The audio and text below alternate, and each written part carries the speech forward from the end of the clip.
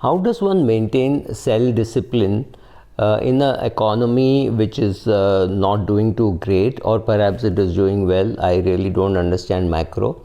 And in the market which is really booming, when do you sell? How do you maintain the self-discipline, and where do you stop your greed taking over from logic? Well, I have a core portfolio from which I derive my dividends, and I have a trading portfolio, and my trading portfolio could mimic my investment portfolio. So I could have some share here which I could be buying and selling. I could have a Cholamandalam investments, or a Coromandel, or Infosys, or a Maruti which I buy and sell, and I also hold some shares on my core portfolio. So I keep doing both. I straddle between two markets. How do you keep the discipline between a company which is reasonably good, doing well? You buy because you know the next quarter is going to be good, so you give yourself a price range. Let us say XYZ Coffee. The share price is 220. You know the quarterly results are going to be good. The quarterly results are good. You have bought it at 220. You see the price going to 250. You put for yourself a range at which I will sell. So suddenly you start selling at 240, 245, 250, and at 250 you're out. You put for yourself some kind of a value saying, I will exit at this price.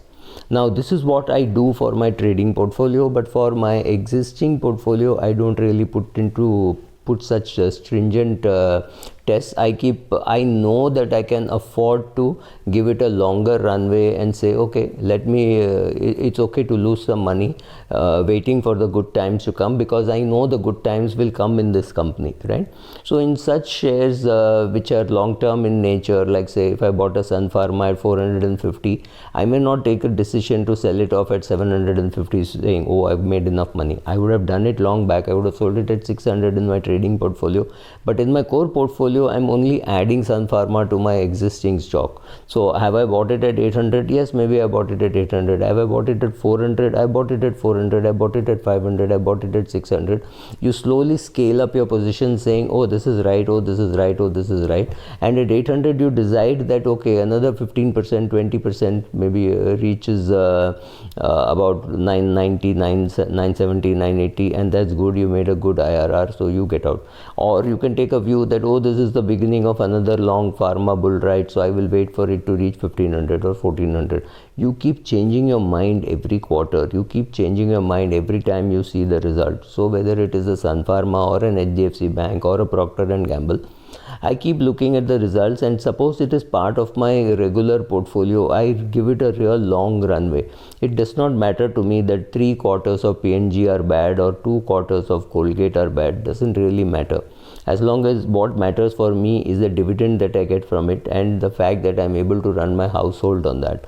So there has to be a self-discipline in your trading portfolio, but in your core portfolio, which is your let's say investment portfolio, you may not be that choosy. You may say, okay, two quarters are bad, it's okay. I think overall anyway people will continue to use their Head and Shoulders shampoo, or they will continue to brush their teeth. So you keep buying, you keep selling in your trading portfolio, and in your core portfolio with which you are living, or if you have got mutual funds, then the mutual fund portfolio, you withdraw as and when you need. The other thing that I do, I do also advise people, is if you are a retired person and you have some money in debt and some money in equity and some real estate within which you are staying, so I'm not even bringing that into the picture, you will need to withdraw money on a regular basis. Dividend option is not a good option. You will be in the growth option. So you will so for your luxuries, suppose you want to make a foreign trip today and it costs you say 6-7 lakhs. I'm not even getting into whether it's a luxury or a necessity, but you have the money. You have a portfolio of 2-3 crores where the last 1 year you've got a 60% return. So you're sitting on 1.5 crores or 1.8 crores kind of profits. It's an amazing time to be taking some money out and going on a vacation. It's a great time maybe to take some money out and repay the loan.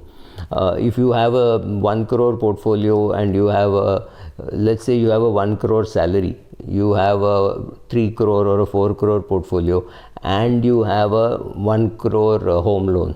what you do is sell off some shares and pay off some of the loans. Or say, okay, my 1 year CTC is also 1 crore, my loan is also 1 crore, I can always afford to pay it off, therefore I will keep investing. Now that's a great thing in theory, but what happens in the year in which you have got 60% return or 70% return on some shares? It is a great time to be taking some money off the table and repaying the loan, not because I think the market is going to come down, but because I think maybe interest rates will go up, and at that time if the market is down you won't feel like selling. So these are good reasons for you to sell, good reasons for you to buy, but ultimately what bloggers do, what journalists do shouldn't matter, because for us there is no mark to market, right? Our articles are not mark to market. Nobody will see it after 6 months and say, oh, this is what Subhra said 6 months ago. And the other problem is, by the time you see this, I may have sold and gone to a different position. Maybe my holding in Sun Pharma is 0, or maybe worse, I got put options on Sun Pharma and I think it will go down. I don't know. I'm going to change my mind. That is one thing which you have to understand. I have to look smart the day I make the video, whereas you have to be buying shares or selling shares and buying puts, writing options on a regular basis, and for you to make money, right? So you are very different from me. Don't try to build your portfolio on what you hear, because like I said, and I'm repeating, I have a right to change my mind, and I will not know whether you are watching my videos in the same sequence, right? So I may have told you Sun Pharma is a great buy, and I may also have a video saying why Sun Pharma is a great sell. It's fairly obvious that video number 1 and video number 2 have to be watched in that sequence, because if you are watching the second video and you have not watched the first video, you think I'm going short, and I am not going short. I'm actually just squaring up my position, right? So don't look at my videos to build your portfolio.